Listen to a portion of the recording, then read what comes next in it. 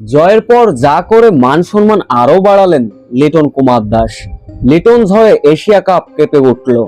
Match জয় শেষে যা বলেছিলেন লিটন কুমার দাস, বিস্তারিত জানতে ভিডিওটি না টেনে সম্পূর্ণ দেখার অনুরোধ রইল। সমালোচককারীরা আপনারা তো বলেন লিটন কুমার দাস নাকি ঘরের মাঠে ছাড়া কোথাও পারে না। বড় মঞ্চ, এশিয়া কাপের মঞ্চ, দল যখন বিপর্যস্ত তখন কিন্তু ওই লিটন কুমার দাসই দলের হাল ধরলেন, ম্যাচটা জেতালেন।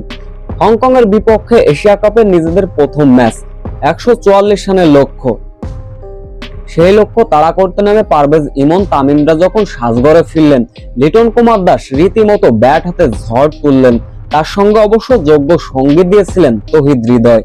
শেষ পর্যন্ত লিটন কুমার দাস 33 বলে তুলে নিয়েছিলেন 50। শেষ পর্যন্ত তার ঝলমলে ইনিংসটি ছিল 39 বলে 59 রানের ইনিংস। মূলত তৌহিদ হৃদয় লিটন কুমার দাসের এমন ব্যাটিং এ ভর করে, যার ফলে এশিয়া কাপের প্রথম ম্যাচে জয় তুলে নিয়েছে টাইগাররা। এদিন প্লেয়ার অব দ্য ম্যাচ নির্বাচিত হয়েছিলেন লিটন কুমার দাস। লিটন কুমার দাস পুরস্কার জিতলেন। পুরস্কার নেবার পর লিটন কুমার দাস নিজের সিগনেচারের একটি বল এক ভক্তকে উপহার দিলেন, যা রীতিমতো প্রশংসায় ভাসছেন।